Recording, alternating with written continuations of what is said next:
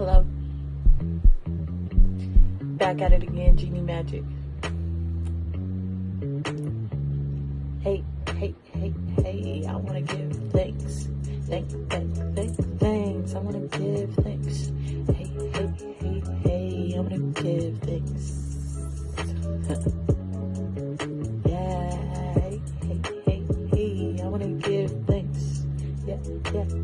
Yeah, I want to give praise. Yeah, I want to give thanks. Thanks and praises to the Most High. Oh, I did that meditation and it opened my third eye.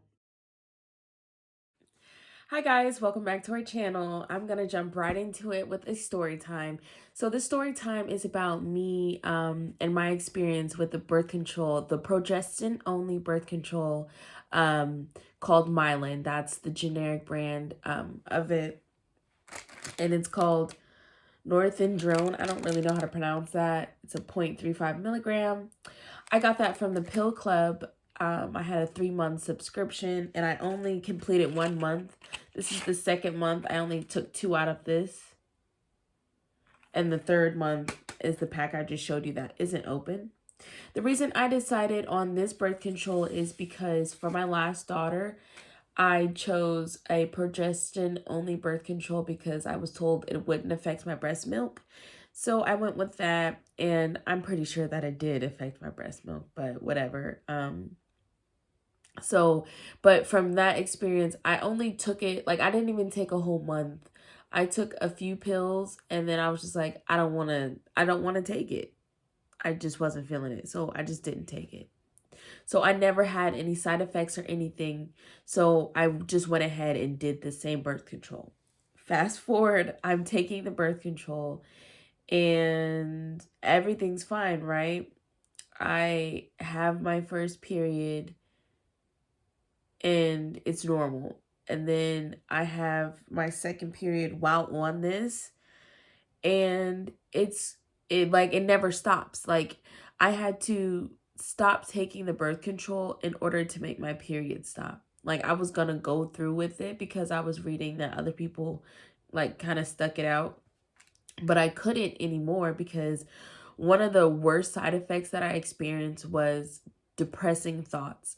I would just sit there and I would be like, you know how your mind wanders. Like I would just sit there and I would think of the most craziest things. Like we're all on a journey of like, self-discovery and just loving yourself and loving others, spreading love, being love. We're all on that journey. If you're living life, we're all on that journey. So just to have those thoughts was just like a big step back because I kind of got past those thoughts. Like not necessarily like I don't have any bad thoughts at all, but just like outlandish things that I know aren't to be true of myself. It would just be reiterated in my head over and over again. And it just was kind of like, where is this coming from? Like, it's almost like you're hearing voices that aren't from you. Like you say it in your head and you're like, what the fuck was that? What the fuck? Like, hold on now.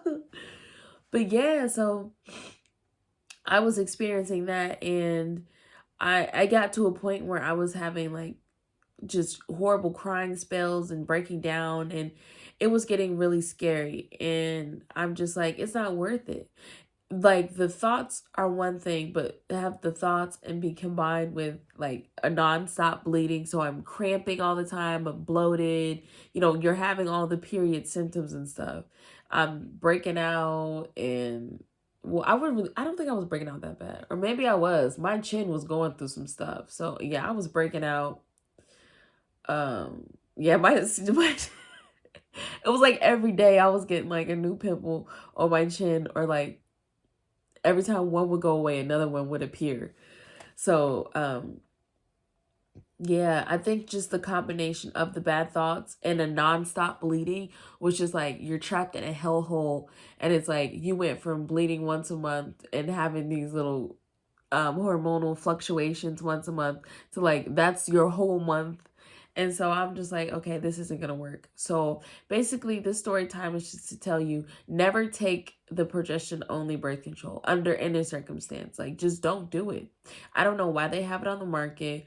why they are saying this is something that can help people, because it's like it's a no, it's a big no, it's a big hell no. And honestly, as many women who have these reviews, they shouldn't be offering this at all. They should just take it off the market and like fucking not put this out for human consumption. This is not for consumption of humans. This is, I don't know, just don't do it. Don't do it.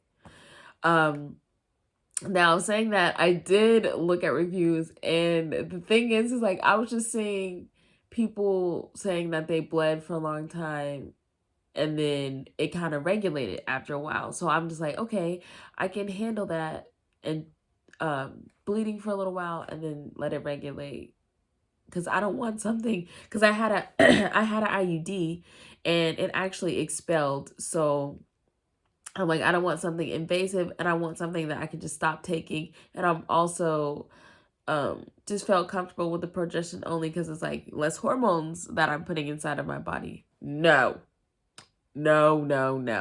So now I am on no birth control, but I'm also not sexually active. Well, I use condoms, but yeah, just, oh my goodness. That is like the worst birth control ever.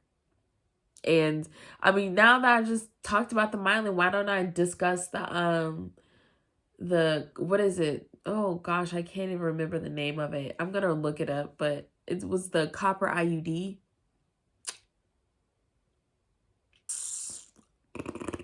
The copper IUD. Just touching on that real quick. I got that after I had my second daughter. I had that inserted, like, after the 6 weeks or whatever. The insertion was a little painful, but it wasn't too bad. And then it was just like a little funny. And then I noticed some months after I got it in, I had this like residual, it was like a dull, painful ache. It was like a constant, dull, painful ache that I would get, that would come and go. It was like constant, but it would come and go. You know what I mean? Like it would constantly come and go. There you go. But oh my goodness. Like when I was having sex, my husband could feel it, and like I could feel it, it just wasn't it. And then it ended up expelling itself, and then I got pregnant shortly thereafter. So, or I got pregnant and it expelled itself. I don't know, because it was all right around that time. But and then the thing is like, so the pain that I'm talking about, I believe that was PID, pelvic inflammatory disease. And I believe that was it, because even after it expelled, I felt that residual pain, and I felt it for like maybe a year after I had it. So that was like pretty weird. I honestly sometimes feel like I still kind of have an ache, but it's nothing like it used to be. So yeah, the copper IUD, the Mylan. So fuck both of those. Both of those really suck. And so now, just using condoms, I use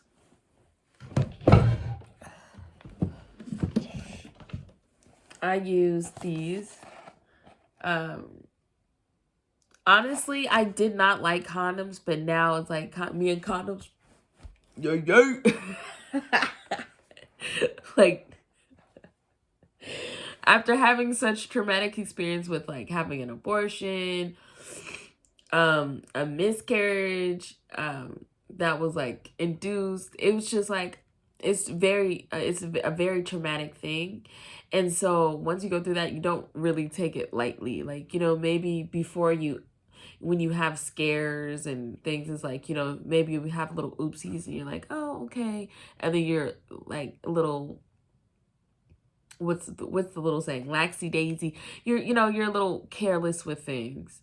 And once that happens with you, you're a little less careless, or a lot more traumatized. So these are the condoms that I like, and I like them because they aren't latex. I don't like latex because it gives it gives your vagina a weird fucking smell. It's just a nasty smell I don't like. So this doesn't have any smell to it. And honestly, when I'm in it, I really don't even feel it. And it just gives me a peace of mind having it, you know? Well, that's my little story time about my experiences with the couple of different birth controls that I have used. Please like, comment, subscribe. Let me know down in the comment section your experiences with any of the birth controls I listed, or any birth control that you've had experience with. Please let us know in this community of women. We need to share our experiences and help each other out. Thank you guys for watching. Talk to you later.